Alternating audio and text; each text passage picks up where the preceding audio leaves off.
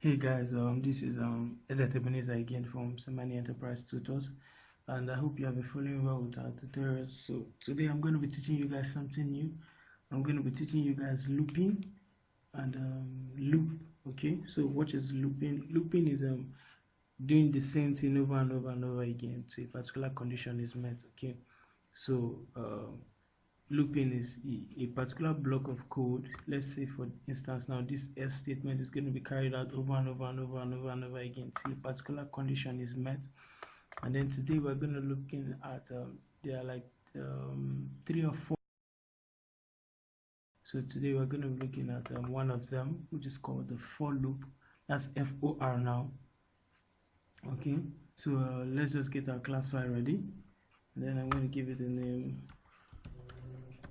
for loop. All right, so let's get started. I hope you have been doing hands-on as I advise, because nobody will teach you better than you teach yourself. All right, so since we'll just save that file and move it up. Okay, don't forget your main class. She's going to do it again. She's going to be slow while I'm recording. That's bad. Okay, she's almost done. I think I'll just have to be writing this statement myself instead of waiting for autocomplete. Alright, main method. Alright, there you go. So now I'm just going to jump right into it to teach you guys the looping. Alright, so it's going to be like this: for, alright, this way. Alright, and the conditions here, these are going to be where the condition is going to be. Just like our if statement is something like this: if, and then the conditions is always here.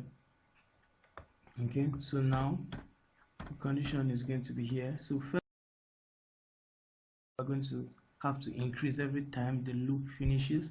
So let me give a variable int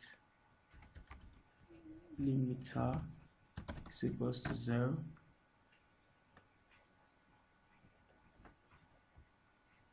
Let's just declare without initializing. All right, so the for loop is in this syntax. I'll give you the syntax now. All right, like this. So first of all, what we have here is the variable. All right, then we have the limit, and then here we have the increment. Okay, so this is kind of like any integer value that you start from. So this is kind of like the start. This is where the limit is. So if it exceeds or is below this limit, then the loop will stop. Then this increment determines how the number at which you want to increment your variable. So you would understand when we get here. So let me just get a loop out there to print from 1 to 10. Then I'll say the limiter is less than 11, limiter plus plus. Remember our increment operator, but then if you don't remember, please check the link below. I'm going to be dropping a link to the increment operator so you understand better. Alright, so let me explain this using the syntax now. This is the variable, so limiter is equals to 1. Limiter is less than 11. So whenever limiter becomes either 11 or greater than 11, this whole looping block stops. But then we're going to now be increasing limiter by 1. That means for the first loop, limiter, alright, is going to be 1. For the second loop, when I mean loop now, that means from one execution of this whole block. So if I do this, system.out, alright, dot println, I learned it calling it println. Okay, now if I put in the limiter, now when I mean a whole, a loop now is an execution of this whole block. you know, limiter is 1, so this will be executed. Then the value of limiter would now be increased. It becomes 2. Alright, you see it. Let's run it, then I will explain. Run as Java application and do your thing, and let's go.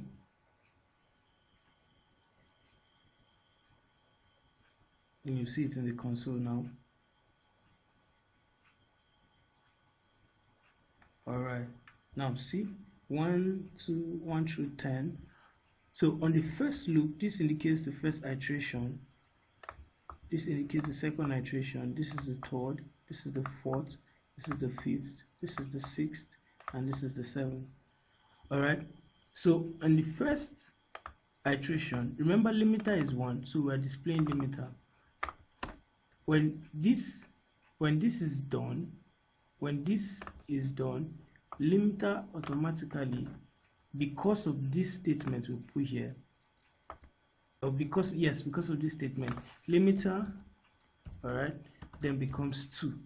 So it keeps going till it gets to when limiter is equals to 10. Then, you know, at this point, when the loop wants to go again, it finds out that limiter is equals to what? 11. But then our condition states that the loop should end, or the loop should always continue where limiter is less than 11. So whenever limiter is equals to 11 or greater than 11, then this condition is therefore false, and then the loop stops. That's why you see that our 1 to 10. So whenever this condition, this is the most important part of the whole looping, whenever this condition is false, then this block of code will stop being executed. But as long as this condition is true, then this block of code will always be executed and always be executed. All right, so I'll go over the explanation, or let me say from let's say from 1 to 20, so if or from 0 to 20. If I was going to do that, I'll now make this 0 and then say limiter is less than or equals to, you can use or equals to 20. So this means that it's going to display from 0 through 20. All right, let's see. All right, so you see from 0 to 20, 0 through 20, because when limiter is at 19, all right, limiter is still, you know, less than 20, then limiter is equals to 20. The loop checks this condition. Is limiter less than or equals to 20? Of course, that is true. But then when it wants to iterate again, it finds out that limiter is equals to what? 21. Therefore, this condition is false. So once this condition is false, then this looping, this block of code will stop being executed. So that is what looping is all about. Looping is carrying out a particular block of code over and over again till the condition is met. So do not forget that we start by initializing it. I think this is called the initializer. Z-E-R, that's initializer. Let's just leave it like that, initializer, right? So we initialize the limiter from here, and then this is the limit, or you can say this is the condition, limit slash condition. All right, and then do you want limiter to be increased? Okay, so you are not only limited to this, you can increase this in 2s, you can increase this in 3s.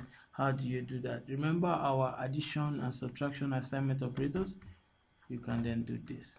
So what is if you break this, what you'll be saying is that this is the same thing as limiter is equals to what?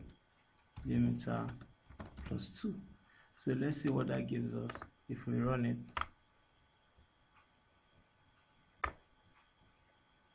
Okay, so you see it's been increased in 2s. So from the first one, remember the first iteration, limiter is equals to 0. Alright, the second iteration, limiter now will be equals to what? 0 plus 2.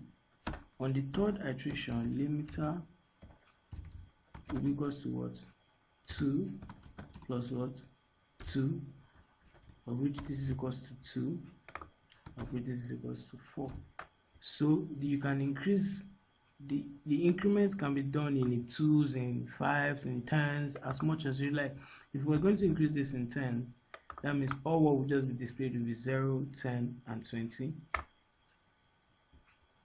0, 10, and 20, because we're increasing it in tens. So the first one is 0, then the second one is 0 plus 10, which will display a value of 10, and then the third one is a value of 10 plus 10, which will then give us 20.